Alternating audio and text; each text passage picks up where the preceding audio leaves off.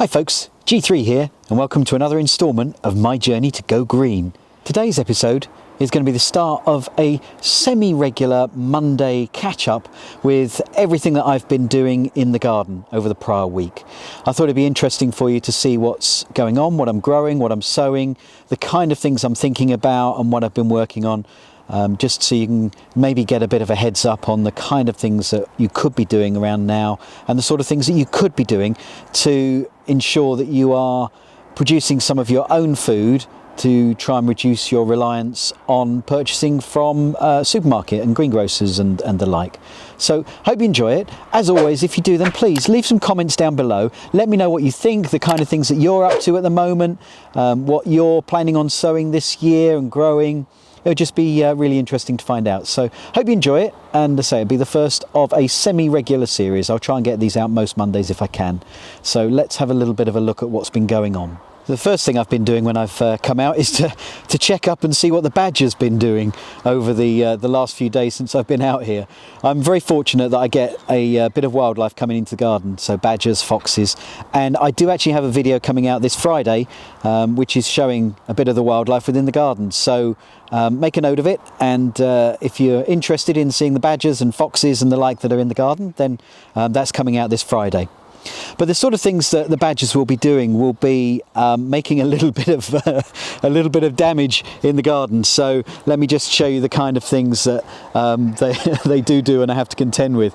And I mean, it's one of the things that you just got to live with if you're going to be encouraging wildlife into the garden. And the badgers at this time of year, they will be hunting for a bit of food. So they'll be doing a little bit of digging to try and find some grubs and worms and the like. So the sort of things they'll be doing is a bit of tunneling up. As we can see here, there can be quite a reasonable amount of digging and debris that they're sort of pulling up. So when I'm out in the garden, I will be just pushing the grass back in and the soil. I'm not getting too precious about the lawn, because I mean, this is a functional wildlife space. So you know, you've just got to be at one with the wildlife in the garden and let them do their thing, and just try and minimise the disruption if you can in certain ways. They do love removing the cover off of the washing line. This tends to be a favourite part of where they go and do the digging around the wildflowers that I've got here, which obviously don't look great at this time of year because they're in a state of flux before the new season starts.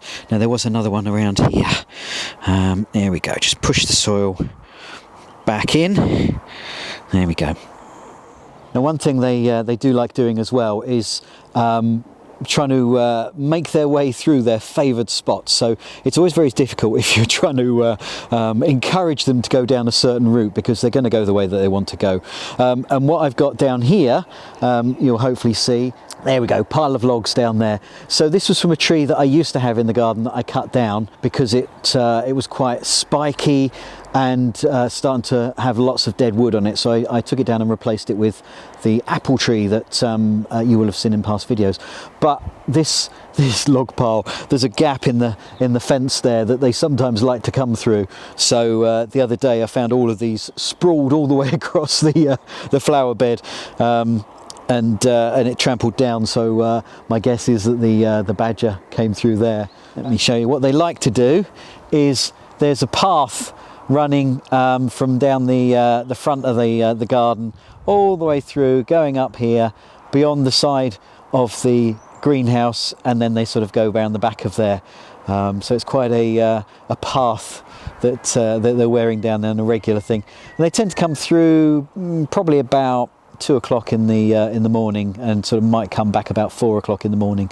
So there's a definite path from their sets further round, and then they sort of go along the houses and then up through here and then along the neighbours, and then they'll come back through. So here we are. That's one of the Arlo cameras that I have set up, and that takes its footage just at the base of the apple tree that we've got here. So this is the apple tree that I put in after replacing the one that was a bit gnarly and starting to die and having the great spikes on it. So that's one of the tasks that I was having, was to just go and make sure that there wasn't too much damage from that.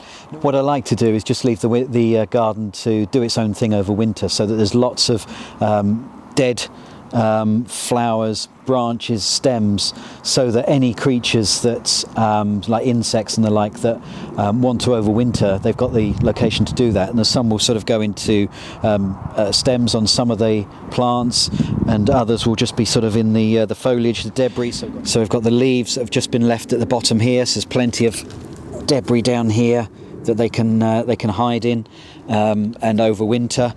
And the plant itself is the flowers are just being left in their state there, and I will cut that back in the springtime. So at the moment it's the same with the raised beds, so I've just gone and left those in a state over winter, just to be a natural environment for any insects. So the plants here I will just weed out at the start of the spring. I'll clean that all out, ready for growing again. Now this is where I had the garlic in last year. I tried a number of different types of garlic in there. Some worked, some didn't. So we grew elephant garlic, which is actually from the leek family. It's not garlic itself. And we had quite a few bulbs from that, and that's lasting us well.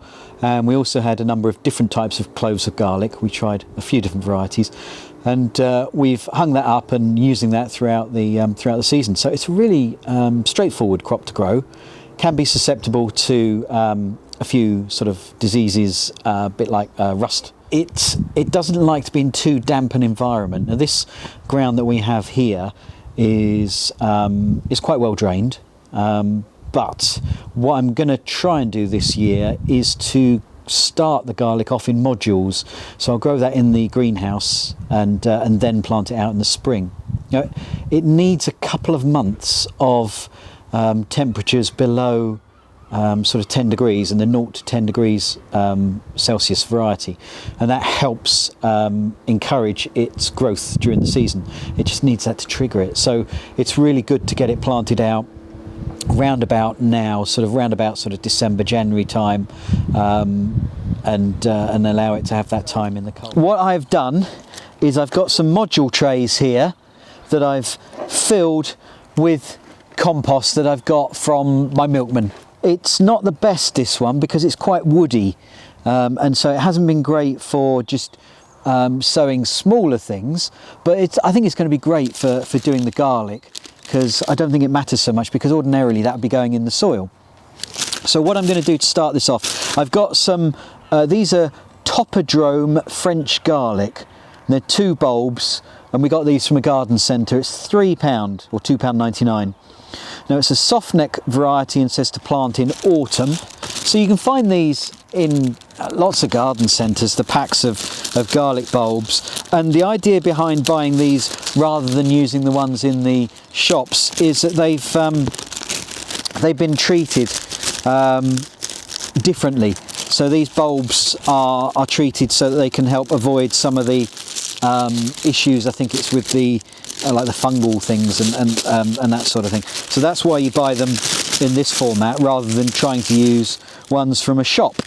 So this is what it comes like. They're not looking particularly great because they've been stored in the outhouse. What I'm doing now is you can break these into smaller pieces. So just the same way as when you're cooking, you'll use the individual bulbs of the garlic. I'm going to break these down as well. There we go. So there's one little bit that I can plant, and I'm going to pop that in one of the cells like that,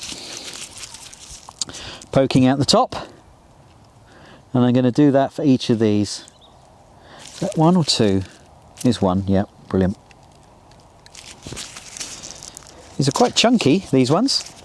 So these will start off in here, in the cold, in the greenhouse. They'll start rooting and shooting, and then I'll be able to plant them out into their final position for growing. That's the plan anyway.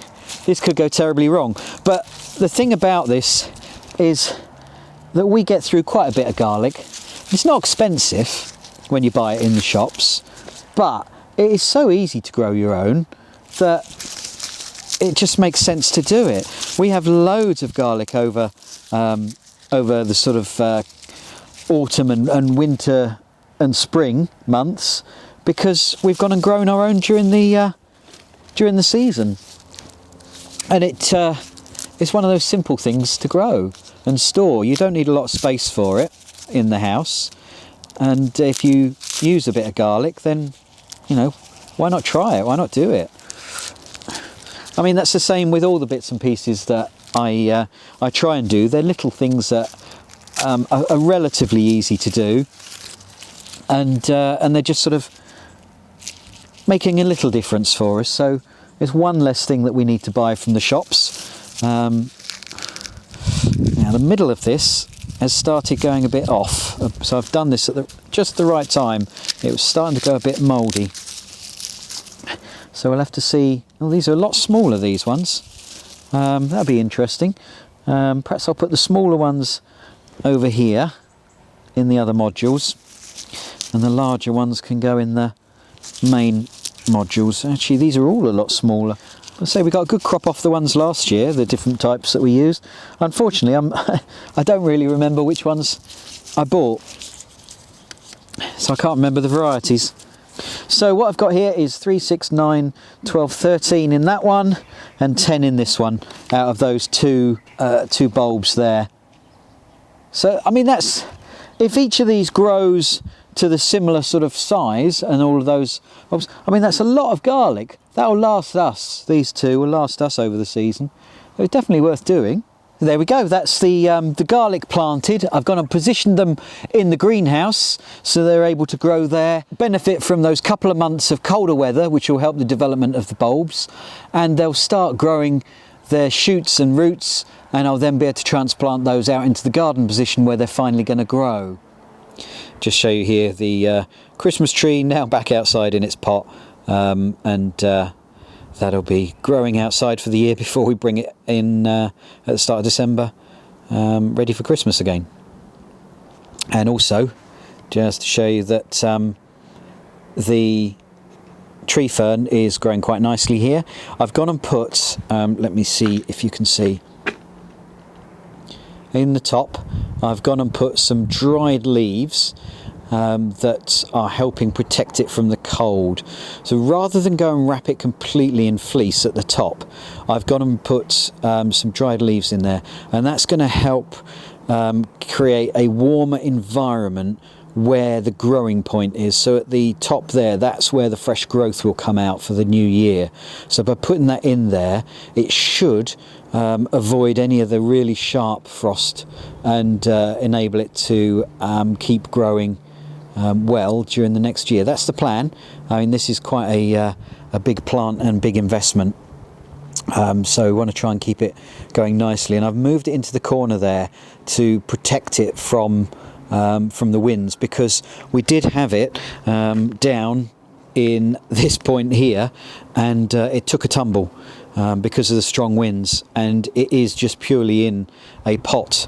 So I've gone and propped the chairs against it to try and give it a little bit of support there, and as I say, gone and popped it in the corner there, and made sure that it's hopefully out of the wind and protecting it. One of the things I will have to do soon is to look after the pond, and it's probably something I should have done a little bit sooner.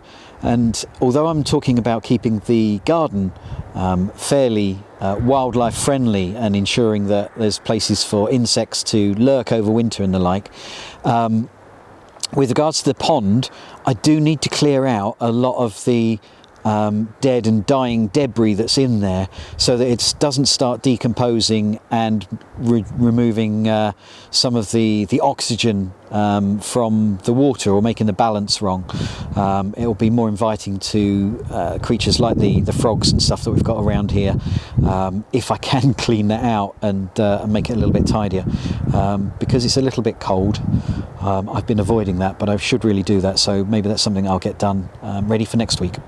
You might have seen that I released a video a little while back showing how I helped bees in the garden in springtime, and here you can see the heather is growing very nicely already. There's lots of flower on there, and so that'll be out and ready for some of those bumblebees that are likely to be coming out very early because they've been fooled a little bit by the warmer weather. It's great seeing on a sunny spring morning, seeing the bumblebees all flying around on top of the heather. It's great. Another weekly task is to make sure that any of the compostable items from indoors are moved up to our compost bins up here. So that's things like the food waste, so that's the uncooked food waste, so things like the vegetables, the coffee grinds and that sort of thing. I also have as well as the internal bucket, I have a bucket that we keep by the back door that we can put the larger items in and then bring those up here and dispose of those. Also, the cereal that I get on a regular basis, I make my own muesli, and I've found a company that use compostable plastic bags. Well, I mean, they're obviously not actually plastic, they're made of vegetable material, but it means that I can get that sent to me in those and know that they are then compostable, so I will be putting those on the compost bin as well. So they break down fairly quickly, made of the plant starch material, so that's great. But yes, so I'm going to pop these on the compost bins as well and keep those updated. So there we go, it's all on. I've made sure that the packing material is underneath some of the other compostable stuff just to weigh it down a little bit in the wind. Well, there you go, folks. Hope you enjoyed my semi-regular review of what I'm doing in the garden, the diary that I'm going to be keeping. It will come out on Mondays throughout the year, just to keep you in touch with what I've been doing in the garden, and so that hopefully it might give you a little bit of inspiration for things that you might be able to do yourself. And as always, please leave your comments down below. Let me know what you're doing, your plans for the garden for the year ahead, the sort of things that you're going to be doing, whether you've got any suggestions as to things that I could be doing in the garden. And if you haven't done so already, then why not subscribe to the channel and click the bell icon so you get notified when I load up a new video. Well, until next time, folks, thanks for watching. Bye.